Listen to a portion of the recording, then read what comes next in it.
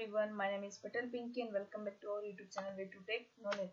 Guys, आज हम देखने वाले हैं ऑब्जेक्ट ओरिएंटेड प्रोग्रामिंग के बारे में कि उप्स के कॉन्सेप्ट के बारे में हम देखने वाले हैं। तो फर्स्ट ऑफ ऑल सी में उप्स के कॉन्सेप्ट बहुत ज़्यादा यूज नहीं होते हैं। ज़्यादा यूज मीन्स के आता है सारे के सारे ऑब्जेक्ट ओरिएंटेड, बट इसका यूज आता है हम C++ से स्टार्ट करते हैं। यहाँ पे हमें सारा बेसिक के बेसिक क्लियर हो जाते हैं इन। तो चलिए देखते हैं हम ऑब्जेक्ट ओरिएंटेड के बारे में। In object-oriented programming, objects which have data related to a person or item are used. तो प्रोग्रामिंग में हम दो प्रकार के एग्जांपल यूज करते हैं, मतलब दो प्रोग्रामिंग लैंग्वेज यूज करते हैं या procedure programming language and object oriented programming language. जितने भी न्यू टेक्नोलॉजी आ रही है, जितने भी न्यू कोई प्रोग्रामिंग लैंग्वेज आते हैं, सॉफ्टवेयर है, सभी के सभी उप्स के कॉन्सेप्ट जो है ऑब्जेक्ट ओरिएंटेड प्रोग्रामिंग लैंग्वेज ही यूज करते हैं। The program can be written using many functional block contain instructions similar to procedural programming language. Programming language जो है प्रोसीजर प्रोग्रामिंग लैंग्वेज में, वहाँ पे भी हम क्या करते थे, कोई प्रोग्राम स्पेसिफिक लिखते थे। मान लीजिए एल्गोरिथम लिख रहे हैं, उसमें भी हम प्रोग्राम क्रिएट करते हैं। सेम एज ऑब्जेक्ट ओरिएंटेड जो है उसमें अलग अलग टाइप्स के इसके टाइप्स हैं, क्लास है, ऑब्जेक्ट है। तो उस सारे में क्या होता है, हम फंक्शन क्रिएट करते हैं। कोई भी हमें इंस्ट्रक्शन दिया जाता है कि हमें कोई क्लास डिफाइन करना है, तो हमें उसे इंस्ट्रक्शन दे रहे हैं यहाँ पे आप कोई भी क्लास डिफाइन करें। तो हम उसमें जो भी क्लास बना रहे हैं, वेरिएबल बना रहे हैं, तो उसे क्या बोलते हैं, एक प्रोग्रामिंग लैंग्वेज। फंक्शनल ब्लॉक बना सकते हैं, लॉट्स ऑफ यहाँ पे हमें फंक्शन यूज करना है तो भी हम कर सकते हैं यहाँ पे। और देखा जाए तो ऑब्जेक्ट ओरिएंटेड जो है वो सारे के सारे प्रोग्रामिंग लैंग्वेज में यूज होती है। उप्स जो है, उप्स मीन्स के ऑब्जेक्ट ओरिएंटेड प्रोग्रामिंग, ये सॉफ्टवेयर डेवलपमेंट का ज़्यादातर एग्जांपल है। सारे के सारे सॉफ्टवेयर डेवलपमेंट प्रोग्रामिंग लैंग्वेज में यूज होते हैं, जो कि प्रोसीजर ओरिएंटेड अप्रोच में आने वाले प्रॉब्लम को सॉल्व करने के लिए किया जाता है ऑब्जेक्ट ओरिएंटेड का यूज।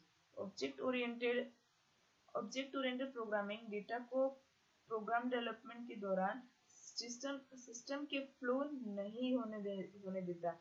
सिस्टम को फ्लो नहीं होने देता है, यह इसे किसी भी अदर फंक्शन के द्वारा अचानक चेंज होने से रोकता है। मतलब मान लीजिए कोई बग आ रहा है तो उसे क्रिएट करने से, उसे आने से रोकता है। इसमें प्रॉब्लम को ऑब्जेक्ट के द्वारा सॉल्व किया जाता है। ऑब्जेक्ट मीन्स के वेरिएबल, दोनों का काम सेम ही होता है कि हम यहाँ पे ऑब्जेक्ट क्रिएट कर रहे हैं और उस ऑब्जेक्ट का हम क्लास में यूज करना चाहते हैं तो हम कर सकते हैं। पर्टिकुलर कोई भी ऑब्जेक्ट, मान लीजिए ऑब्जेक्ट इन क्लास का एक एग्जांपल दे तो कार क्या है, एक क्लास है। उसके अंदर जितने भी कंपनीज आते हैं, हुंडई है, टाटा है, तो वो सारे क्या है, सारे के सारे ऑब्जेक्ट हैं। और अगर हम दूसरा एग्जांपल लें तो हमारी क्लास है, क्लास के अंदर BCA जो है, BCA नाम जो है वो एक क्लास है। उसके अंदर जितने भी स्टूडेंट हैं वो क्या है, ऑब्जेक्ट। अब ऑब्जेक्ट को कलेक्ट करके क्या बनता है, क्लास। तो डेटा को प्रोग्राम डेवलपमेंट के दौरान सिस्टम के फ्लो को नहीं होने देता, या इसे किसी भी अदर फंक्शन के द्वारा कोई मतलब इफेक्ट है तो उसे रोकता है। इसमें प्रॉब्लम को ऑब्जेक्ट के द्वारा सॉल्व किया जाता है और इसमें डेटा और फंक्शन ऑब्जेक्ट के साथ काम करते हैं। डेटा और फंक्शन यहाँ पे ऑब्जेक्ट और फंक्शन दोनों मिला के ही काम करते हैं। उसके बाद OOP method is commonly used to develop software package. अगर हमें यहाँ पे कोई भी एप्लीकेशन डेवलप करनी है, कोई भी वेब एप्लीकेशन क्रिएट करनी है, मोबाइल एप्लीकेशन बनाना है, कंसोल एप्लीकेशन बनाना है, तो सबसे पहले हम यहाँ पे object oriented programming language means के उप्स के कॉन्सेप्ट सारे यूज करते हैं। और इसके अलग अलग बहुत सारी प्रोग्रामिंग फीचर्स भी है कि ऑब्जेक्ट ओरिएंटेड फीचर्स की बात करें तो ऑब्जेक्ट है, क्लास है, डेटा एब्स्ट्रक्शन एंड एनकैप्सुलेशन है, इनहेरिटेंस है, पॉलीमॉर्फिज्म है, डायनामिक बाइंडिंग है, मैसेज पासिंग है। तो इन सभी का यूज हम करते हैं। और C++ is one of the commonly used OOP language. तो ऑब्जेक्ट ओरिएंटेड का यूज सबसे ज्यादा C++ में होता है कि जो भी हमारा बेस क्लियर है होता है ऑब्जेक्ट ओरिएंटेड के बारे में, सभी के सभी C++ में ही होते हैं। तो ऑब्जेक्ट क्या है वो हमने देखा कि जितने भी कलेक्शन ऑफ स्टूडेंट हैं तो उन्हें हम ऑब्जेक्ट कह सकते हैं। क्लास किसे कहेंगे, क्लास मीन्स के हमने एक क्लास बनाया, क्लास का नाम रखा है BCFY, तो वो हो गया पूरा क्लास। एक क्लास हो गया, उसके अंदर ऑब्जेक्ट हैं जो वो सारे स्टूडेंट, तो वो क्या हो गए, जो सारे स्टूडेंट हैं वो सारे के सारे ऑब्जेक्ट हो गए। ठीक है, तो ये था एग्जांपल क्लास एंड ऑब्जेक्ट का। देन है डेटा एब्स्ट्रैक्शन एंड एनकैप्सुलेशन।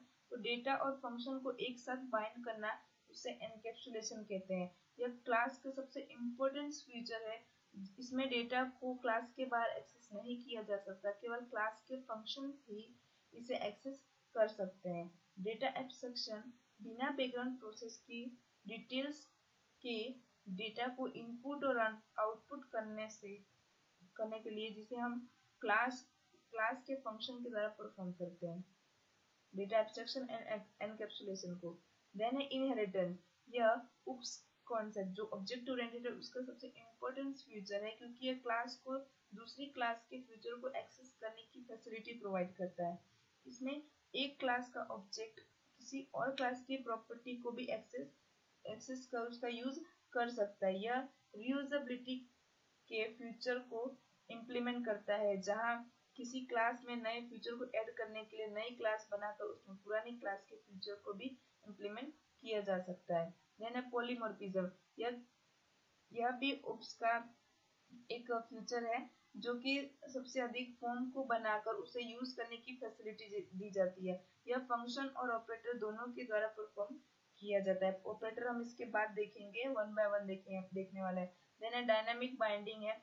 उप्स में इनहेरिटेंस और पॉलीमॉर्फिज्म इन फ्यूचर को इम्प्लीमेंट करते हैं, जिसमें हम बाइंडिंग या लिंक प्रोसीजर के कॉल होने पर परफॉर्म होते हैं।